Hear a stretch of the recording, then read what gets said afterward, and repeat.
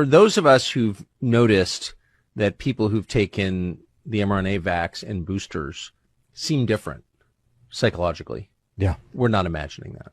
Yeah. No. It's that's what's really happening. You see, people who have not a high production of these cells in the hippocampus, they act normally during the day. On a normal situation, they do whatever humans do, and you don't realize it. I saw that actually even in the part of my of people I know that when I saw them at parties, we could talk about everything which is trivial. But as soon as you start to talk about something more difficult, it was before 2020, you realize they don't want to you put their brain into a working mode. They just avoided these topics, and these very people who are not interested in really thinking were the ones who actually took the shots very quickly. Because you have to see the mental immune system, as I already counted off, curiosity is lacking, so the other side of the coin of curiosity is psychological resilience, because being curious, meaning you enter a new space, new thoughts, and everything that's new is per se potentially dangerous. Yes. So you have to have a high psychological resilience to enter this new space. So if both is down, curiosity and psychological resilience, then you accept everything. And particularly if something comes with a lot of fear, oh, you could die, your family could die, everything is very, very dangerous. Then you fall back to I would say cortical reflexes, like something that is inborn in us, behavior that's inborn. And one behavior that's inborn, of course, in humans is, and that's natural, is if there's a danger, you go into the group. You don't try to be isolated. You follow the group. And if people tell you the group is going to take this vaccine, then everybody runs and I want to have it too. You don't think, you just follow the crowd. Over 100 million Americans were forced to take a vaccine with a veiled threat: your job or the jab. Regardless of what radical progressive Democrats want to claim, these vaccines were not voluntary. The federal government mandated vaccines for military personnel, healthcare workers, government contractors, and all businesses with more than 100 workers. The Biden administration bragged that their mandates covered more than 2/3 of American workers. The government lied about its efficacy and effectiveness to make these mandates more palatable. Dr. Fauci said it is as simple as black and white. You're vaccinated, you're safe. You're unvaccinated, you're at risk. Simple as that. Not sure the truth has borne that out.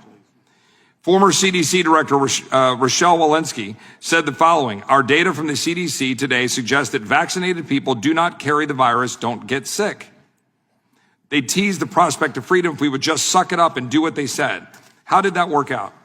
They were dead wrong, and instead we got one of the biggest bait and switches of all time. We decided to inject 700 million people with vaccines, regardless of the risk COVID-19 poses to them. Here's the aftermath. 1 million adverse events from the COVID-19 countermeasures have been reported to the government. Only 11 have been compensated, while Big Pharma enjoys complete immunity from liability stemming from COVID-19 vaccine injury. I'll leave with one last point. Look, if vaccines are so safe, why are they the only consumer product where you cannot sue the manufacturer for injuries to claim it was made safer? It's been 1980s, it's been over 30 years they're telling you, be safe, HIB safe, these are safe. You still need immunity?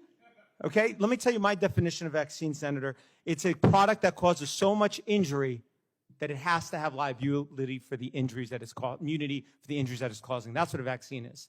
The world has been waiting for has arrived. Criminal referrals have just been filed in 7 US states, naming Anthony Fauci and top COVID-era officials for crimes that include murder, abuse, medical terrorism, and even racketeering. Arizona and Pennsylvania just joined the growing list alongside Florida, Texas, Louisiana, Missouri, and Oklahoma.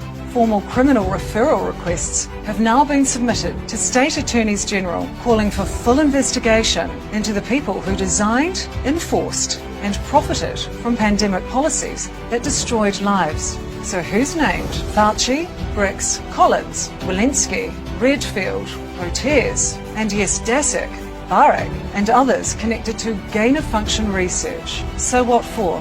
Lethal hospital protocols, denial of life-saving treatments, forced jabs, lockdowns, isolation, all of it now potentially under criminal scrutiny.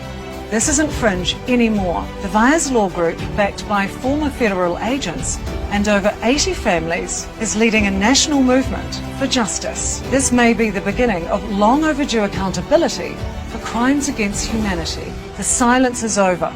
The evidence is real, and the world is watching.